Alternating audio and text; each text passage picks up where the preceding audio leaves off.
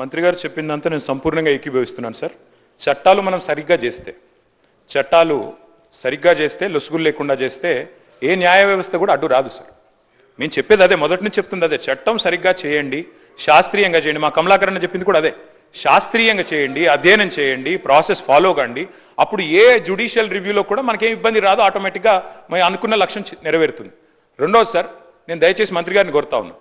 మేమందరం కూడా మా పార్టీ అంతా కూడా ఆదర్శంగా తీసుకునేది పెద్దలు, మా తెలంగాణ సిద్ధాంతకర్తగా మేము భావించేది ప్రొఫెసర్ జయశంకర్ గారు. జయశంకర్ గారు ఎప్పుడు ఒక మాట చెప్తా ఉండేది అధ్యక్ష, మనకి భావ సారూప్యత లేకపోవచ్చు కానీ ధ్యేయ సారూప్యత ఉండాలి. అంటే తాత్కాలికంగా మనం ఐడియాల విషయంలో విభేదించవచ్చు కానీ అల్టిమేట్ గోల్ విషయంలో మనకి సారూప్యత ఉండాలి. అది ఉంది. 42% రిజర్వేషన్ ఇవ్వాలన్న విషయంలో yes we are sincerely supporting the bill, we are 100% we are standing by the government. కానీ తాత్కాలికంగా మేము ఎట్లా చేస్తే బాగుంటుందో చెప్పే ప్రయత్నం చేస్తున్నాము. ఇంకొక మాట నేను చెప్తా ఉన్నా సార్, సీలింగ్ అని మాట్లాడినారు మంత్రి గారు శ్రీమతి సీతక్క గారు. వారికి నేను గుర్తు చేస్తా ఉన్నా, ఎక్కడా కూడా సీలింగ్ అన్న పదం లేదు చట్టంలో. దయచేసి చూసుకోండి. మీ అధికారులను కూడా నేను కోరుతా ఉన్నాను, దయచేసి మంత్రి గారిని తప్పుదోవ పట్టించకండి. దయచేసి సభ్యులను అట్లాగే రాష్ట్ర ప్రజల్ని కూడా తప్పుదోవ పట్టించకండి. సీలింగ్ విధించింది బీసీ రిజర్వేషన్ల మీద కేసీఆర్ గారి ప్రభుత్వం అనే మాట శుద్ధ తప్పు. అది 100% అబద్ధం అనే మాట కూడా నేను చెప్తా ఉన్నా అధ్యక్ష. దయచేసి సవరించుకోవాలని మంత్రి గారిని కోరుతా ఉన్నా.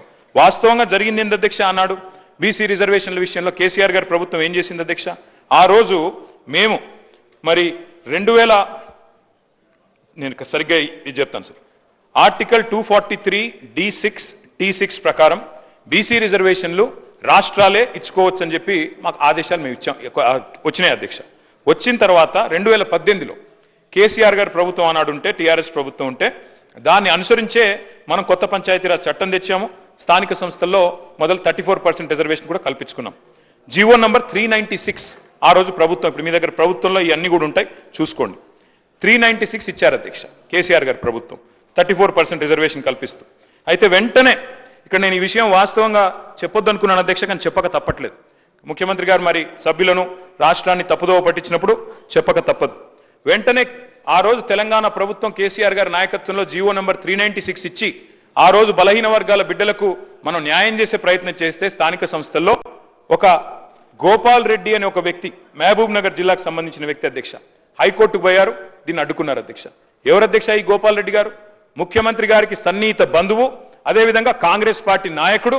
ఆయన పోయి ఆ రోజు కోర్టుకు పోయి అడ్డుకున్నారు అధ్యక్ష. అడ్డుకోవడం వల్లనే ఆ రోజు కాంగ్రెస్ పార్టీ చేసిన నిర్వాకం వల్లనే జరిగింది. నేను